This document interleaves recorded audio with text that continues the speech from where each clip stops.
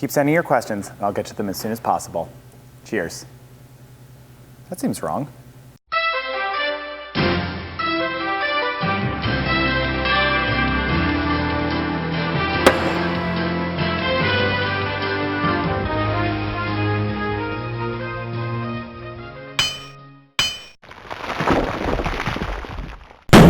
Welcome to Ask the Meadmaker, where I, Ricky the Meadmaker, answer your questions about mead making, mead drinking, mead brewing, and really, any question you're willing to send to me. The first question this week is a great one from David that I haven't answered yet somehow, which is a good way to start off an episode. You wouldn't want me to start off with a terrible question that I have already answered. Anyway, this question is about adding a bottling strain of yeast. He's been using D47 in his meads, and I mentioned in the past that it can, under certain circumstances, give you sort of an eggy flavor when you're naturally carbonating, as in using the yeast with a little bit of extra sugar to provide the bubbles in the batch. So he wanted to know, should he sulfite, kill that yeast, and then put in a bottling strain that's clean, like champagne or US-05? And the answer is no need. In the case of champagne, for sure, it will be the stronger, faster fermenting of the two strains. So if you add a little bit of a bottling strain after you've completed fermentation, add your priming sugar, the stuff that gives it the bubbles, I really wouldn't worry about sulfiting. Our next question is a good question, but the problem is I don't have a good answer. It comes from William, and he wants to know about using citric acid in mead. Have I used it? How much have I used? How much per gallon? The problem is using citric acid in mead is highly dependent on a lot of variables. Number one, what kind of honey are you using? How much honey? What profile are you going for? Do you want a tart, bright mead, or are you just trying to make something mellow that isn't flaccid?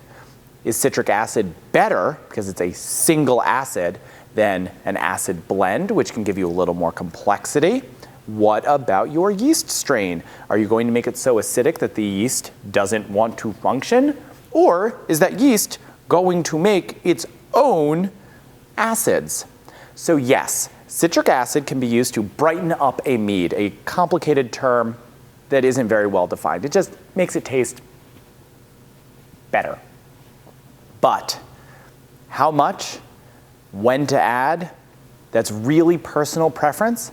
The cool thing about citric acid, unlike most other things you add to mead, is you can brew up the batch, taste it. If you don't like it, you can put it in then. Our friend Matthew made a coffeamel, which is exactly what it sounds like. It's a mead made with coffee. The problem is he made a cold brew, he added it to the batch, and now the coffee flavor is way too potent. He says it's undrinkable. And he wants to know, before carbonating it, will that flavor mellow with time? The good news is, yes, very, very slightly. The reason that's good news is, find someone who really likes coffee and getting intoxicated at the same time. These people exist. You've made a brilliant product, Matthew. Jack is making a mead with hops in it, and he wants to know what temperature can he use to extract the bitterness, which is known as isomerization of alpha acids, from the hops without ruining his flavor and aroma from the honey, and the answer is no such temperature exists. Isomerization happens above 190 degrees Fahrenheit, which is a different temperature centigrade.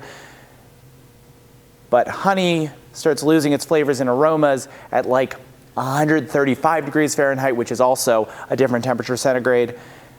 So there really is no point at which you can be boiling your hops for that isomerization and maintaining all the honey flavor and aroma.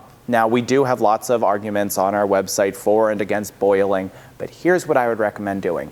Make your mead, mix it up at whatever temperature you normally do, then make a tea with the hops. Go ahead and boil them, cool it, and add that tea. Our last questions this week come from John. The first one is, Ricky, you've mentioned that you have a very quick brewing process. Could you perhaps give me some advice on how to speed up the pipeline at my own home brewing facility? And the answer is yes. It's called my entire website. Go to grenfell.com. Watch these episodes. I can give you lots of information, and have. The second question is, do I have any information on getting cool fruits imported into the United States. And there's this place that I went the other day that had all sorts of cool fruits, and it was the grocery store. Like all these things that I had never seen before. And I live in rural Vermont. So if your local grocery store doesn't have cool enough fruits for you that you think to yourself, I need to be importing special things, go to an Asian market. Or anywhere. America has a lot to offer. That's our last question this week. I just need to send it over to Ricky with our word of the week. Ricky? Thank you, Ricky. This week's word is rhodomel. A rhodomel is a mead made out of roses or rose hips. It's more popular in Scandinavia, where they still drink things like rose hip tea. But I think they drink that in the Midwest, so maybe it's popular there. Should have looked that up. Rhodomel, this week's word and the end of our show. Keep sending your questions. I'll get to them as soon as possible. Cheers.